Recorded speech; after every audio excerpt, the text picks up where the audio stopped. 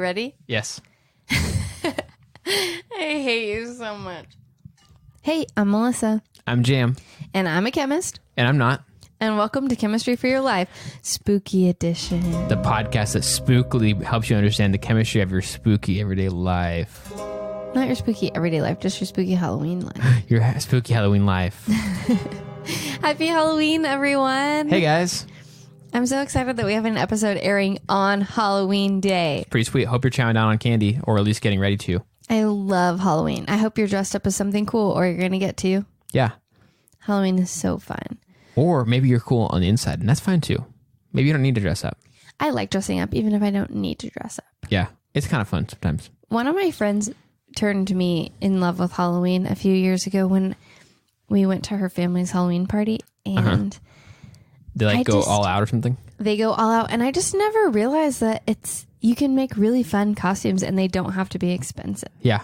It's just fun. And ones that are kind of funny. Like, I love when people make a costume or have a costume that's like a little bit like a joke. Mm-hmm. And once you kind of figure out what's going on, you're like, oh, I get it. Okay. Oh, what's your all-time favorite Halloween costume that you've ever worn? One time I was in the Scooby-Doo gang with some people. I was the blonde one, and can't remember his name. Shaggy. Nope, that's not the blonde one. Freddy. Yes, I think it's just Fred. Fred. Yeah, I was Fred, and we happened to have the right number of people that we were like a group that hung out quite a bit in college that just all kind of already looked enough like different people in the Scooby-Doo gang. Like, I'm not like muscular or whatever like Fred is, but had blonde hair, blue eyes.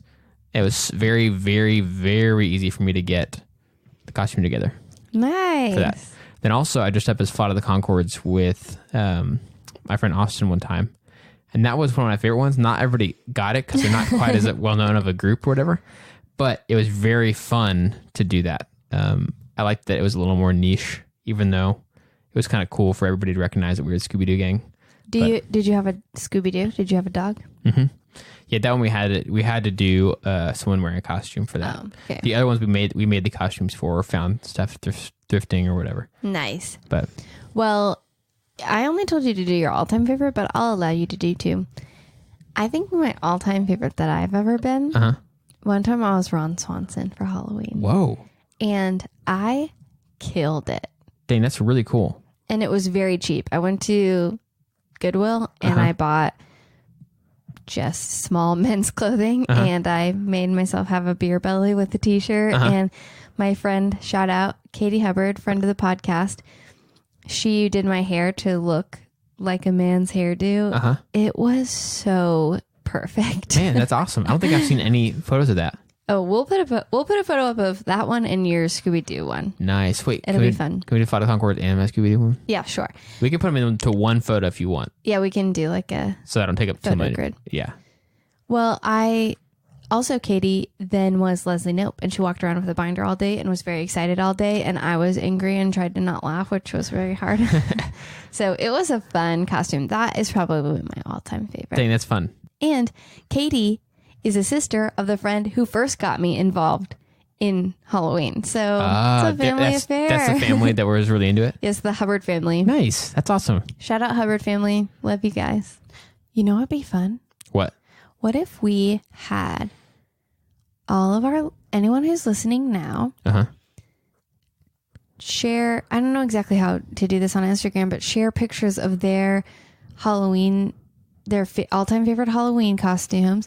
And then is there a way we could take that and share it in our story? Share their post in our story? I think so. I think they could mention us, or if they did it in their story and they mentioned us, we could definitely repost it. Okay, let's do that. Okay, so anyone who's listening right now who wants to share your all-time favorite Halloween costume, since today's Halloween, and we will share it in our story. We'll share, if you tag us in your story, we'll reshare it in ours. And that'd be so fun to see everyone's fun Halloween costume. Yeah, that'd be awesome. So Instagram's the easiest way to do that for sure. Okay, so yeah, let's do it. We can Instagram. do it there. That'd be great. We'll find a way. Send it to us somehow. If you don't have an Instagram, or if you're only on Twitter, we can definitely retweet it on Twitter. Yeah, totally. We are not great at Facebook, but you could email us and we'll put it on one of our things too. Yes. That's a good idea. I like it. I think that'll be so fun. Yeah. So that was a fun Halloween start, but let's get into our topic for today because I'm very excited about it. Is our topic going to be Halloween-esque? It's definitely Halloween-y. Whoa. Halloween themed. I picked it because today's Halloween. Okay, cool. So, today's topic is, I'm so excited, how to make green fire. Green fire, like you can make the fire the color that you want it to be? Yes, you were not as all excited as I thought you were going to be. I'm so like you can make fire be a color. Yes. Okay, that's kind of nuts. So, you know in Harry Potter when they throw the flu powder and it turns green? I do not know that. Oh, you haven't seen Harry Potter? I saw the movies a couple years ago. I think they have that in there. In the book, they definitely have it. It's been a while, and I'm not like a Harry Potter person or whatever, but Wow, I did see them. Not at all going according to plan. But I did see the movies, and I do like fire a lot. Well, you clearly blocked this out because honestly, they might CGI, but they have green fire in Harry Potter movies. I believe you. It's just that it's been a while since I've seen them, but I only saw them once, but I like fire.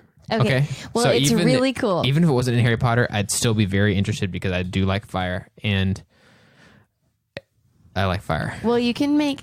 Today's episode is going to be about how you can make not only fire turn green, but how you can make that Halloween-y. Whoa. Are you ready? Yeah, I'm very ready. Let's do this. Okay. So turning fire colors is all about ions. Okay. Ions are... And we briefly touched on this, sort of. It's kind of a different concept when it happens to a molecule versus an atom, but we talked about this briefly in the acid and base episode. Okay. So those we're talking about molecules, which are groups of atoms. We're talking about atoms by themselves, like the ones on the periodic table. So if an atom, something that you can point to on the periodic table, gains or loses an electron, it becomes positively or negatively charged. Because normally it's just balanced. Right. They're the same number of protons as electrons, so the positive and the negative charge even out. Got it.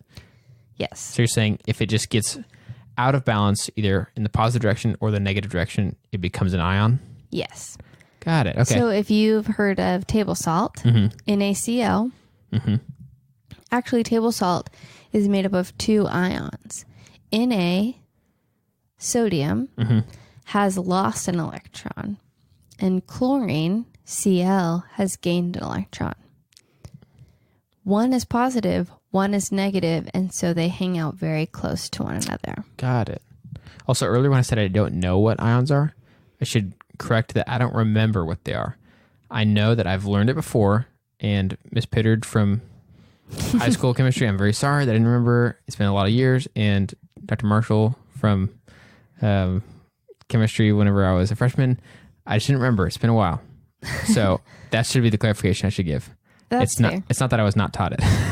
That's fair. So, okay. Yeah, I think they probably would think, I taught him that. Yeah. I mean, if they're listening at all. But like, they'd be like, that's a very simple thing. I'm sure we went over that. Like, it's, yeah. That is very pretty basic, simple stuff. Okay. Some of the very first things that you learn in the first semester of chemistry, even in chemistry for non-majors. And I know I've heard the word a ton. It's just that it didn't stick with me at all. Right. We very briefly touched on this in a Q&R episode. Okay. We had a question from a listener, Ryan, about energy, and we talked about how energy is absorbed. And when the energy is absorbed, electrons will move to higher, the best way I can describe it is as shelves. So if an atom absorbs energy, its electrons become excited and they jump, just like when little kids get excited, they jump, you know? They'll get excited and jump up to a higher shelf. Okay. Then if the heat is no longer being put in, or if the energy is no longer being put into the molecule, eventually those electrons aren't excited anymore. They don't have energy holding them up there anymore, and they'll come back down, just like when a little kid crashes for a nap. Sugar rush kind of deal. Sugar rush. Electrons do a similar thing. Okay. They accept their energy, they go to the higher shelf, and then they let their energy back off as they fall back down to the normal state, the non-excited state. Yeah. So Sometimes when that energy is let off, it's let off in certain increments that happen to be visible to the human eye. Oh. And that goes back to our visible region that we talked about in the microwave episode and in the sunscreen episode. Yes. So sometimes when an atom or even a molecule absorbs energy and lets it off, that shows to you as color. Whoa. Mm-hmm. And there are a couple iterations of this. We're going to talk about it in different contexts on down the line.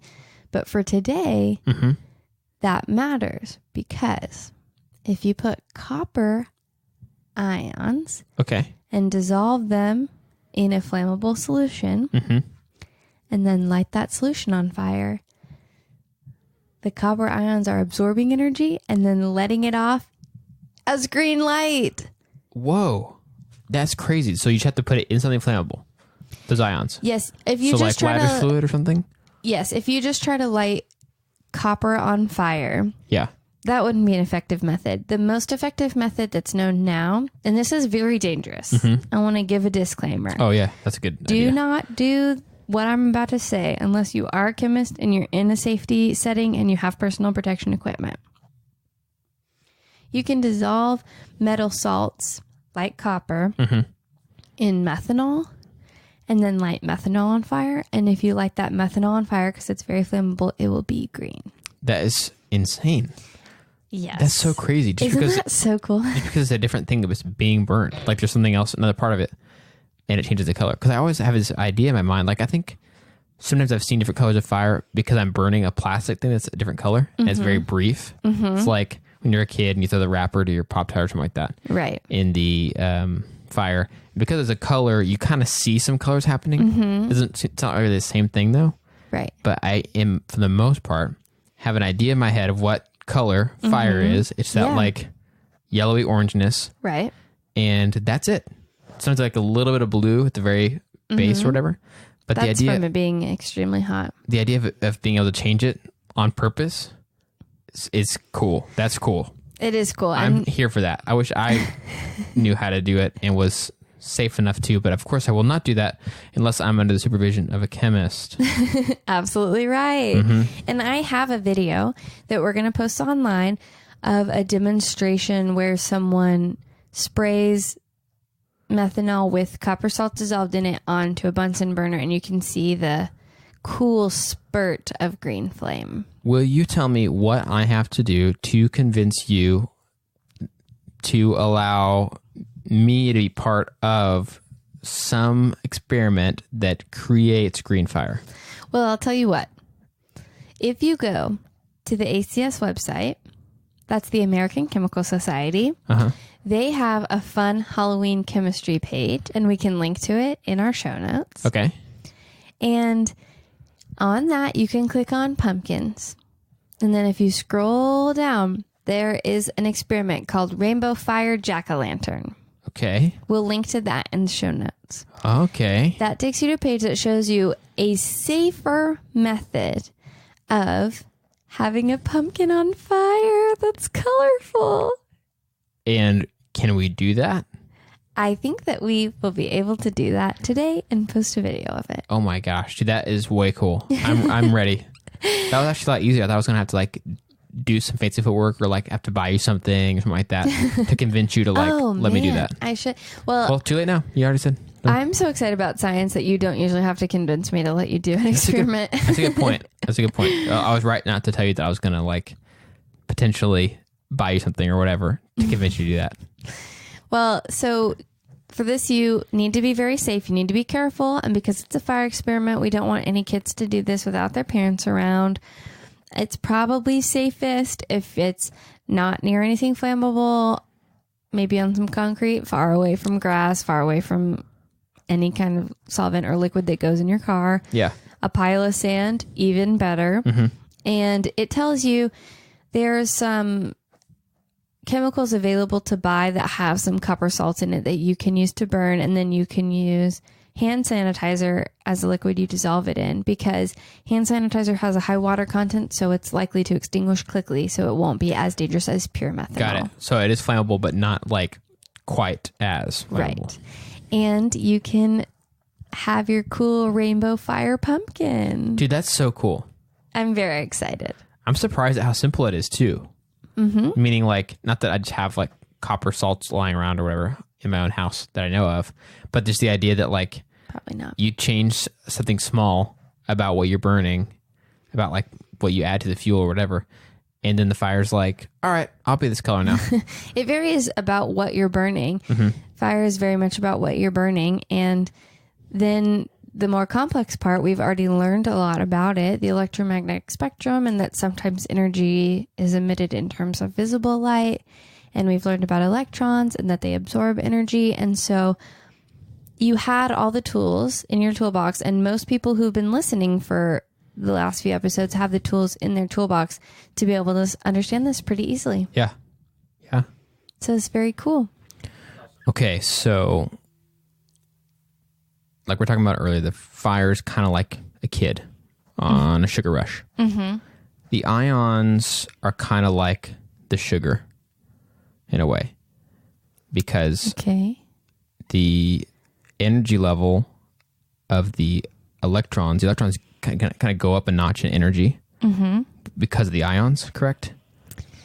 That's okay. That's a good thing to point out. So actually, say it's really the distance they go up. So normally when we heat up fire and we let it down, the electrons jump up and jump down a amount if they're burning just normal fuel. But when we add those ions in there, they're able to absorb a new amount, maybe a plus 2 more joules or whatever of energy. And that is the same amount that they'll then let off. And that is the thing that changes color. So it's almost like we adjust the distance between the two energy levels or the amount of energy it takes in. And the change in the distance is what makes the change in the color. So kid is eating more candy this time. More sugar. Yes. Not like zero sugar to a lot. It's like some sugar to more. The distance that the energy level is going up and then back down, that's a higher amount of distance. Yes. And for so, the electrons. For the electrons. And so it'd be like if your kid had a sugar rush and when the kid crashes, coming back down off of that high, your kid turns green. Yes, as they're burning off the energy. So it's almost like their normal energy level is the ground state of electrons. And then as they get excited, the electrons get excited. The kid is equivalent to the kid eating candy. And then they hit a peak and come back down. And the burning off of the energy, the child running around in circles because they're so hyped up, the burning of that energy, the letting the energy off, is the moment that the light is let out. Yes, and your kid turns into Shrek. Yes. Got it. Okay, cool. So if somehow they were suddenly able to absorb slightly more energy from candy than normal, and then they turned green when they were burning all that energy off, that is basically what's happening with fire. Got it. That's pretty awesome. It is. I think it is amazing that we can change fire colors. And there's a lot of applications that are going to come up again later. But it is so cool. Yeah, I'm a little like, it seems like something was just unlocked. You know what I mean? It's like, okay, fire is always this color. But in my mind, that's like a rule or something. I don't know, whatever. But it's like, you were just like, no, actually, it can be different colors if you want it to be. It's like, what? You got it. I like it. I liked your kid excitement. Your kid excitement example. That was good. So that's it. That is this week's episode on how to turn fire green. How to have a happy Harry Potter spooky green flame Halloween. Well, Jam, what are your big exciting Halloween plans? Well, I will be celebrating Halloween by going to New Zealand. My wife and I are leaving the day that you guys are hearing this. We'll be leaving for New Zealand. Unrelated to Halloween, sort of. Like, we don't normally what time of day? I don't remember, actually. I probably should know that, but it's... yeah. I would guess it's pretty early. I don't know. So we'll be headed to New Zealand for a trip. We haven't gone on a trip together in a while. So we're overdue. Mm-hmm. And yeah, we're looking forward to it. So we'll be Halloweening Down Under. Is it called Down Under if it's New Zealand instead of Australia? Yes, because they're both down under. Okay, cool. I actually don't know. I don't know if they consider themselves to be in that category, but the things that make it true that Australia is down under are also true of New Zealand. That's how I would say it. Well, I'm glad that you're going to New Zealand. I think it's going to be beautiful. I absolutely too. I wish you could take me with you. Yeah. It's going to be sweet. So that's your happy thing for this week? Yes, that's making me happy, and hopefully we are on our way and all is going well when y'all hear this. But yes, I'm excited about it. Very exciting. Yay. What about you? What are your Halloween plans? Well, we're having to record this in advance, so I don't know what my Halloween plans are just yet. Oh. But TBD Halloween plans, but I'll say something that makes me happy. This is seeing a silver lining. But because Jim's going to be out of town for a few weeks, I'll have big chunks of time to work on my final project for one of my classes, which October 31st, this bad boy is due 1 month from today. Oh, wow. Awesome. That's a kind of cool, like, unexpected benefit. So I'm looking forward to getting a lot of things done while you're away and we are missing some recording sessions. And hopefully by next week's episode, I'll have knocked out quite a bit for my final project. Dang, that's awesome. Yeah. Also really good that you won't be bored while we're gone and we're not recording. Something you got plenty to do. Yeah, I'm going to be bored. I would not. If it wasn't for school, I'd be bored and sad and have to fill my time up. But I guess I'll be able to survive since I have so much homework. So my sources for this week's episode are actually just the knowledge that I already had. But I did use the ACS website for some Halloween experiments, and thoughtco.com is the website that we're going to link to with the safer, but please still be careful, rainbow fire pumpkin experiment so that you can have a fun and spooky Halloween. Thank you guys so much for joining us this week and for learning about green fire. And thanks, Jam, for being such a good listener today. Dude, anytime. Especially, I mean, it's fire. I mean, who's not like just on the edge of their seat when it comes to this kind of stuff? So, Melissa and I have a lot of ideas for topics of chemistry in everyday life, but we want to hear from you. So if you have questions or ideas, you can reach out to us on Gmail, Twitter, Instagram, Facebook at Chem for Your Life. That's Chem, F-O-R, Your Life, to share your thoughts and ideas. And if you enjoy this podcast, you can subscribe on your favorite podcast app. And if you really like it, you can write a review on Apple Podcasts. That helps us to be able to share chemistry with even more people. This episode of Chemistry for Your Life was created by Melissa Collini and Jam Robinson. Jam Robinson is our producer, and we'd like to give a special thanks to A. Collini, who reviewed this episode.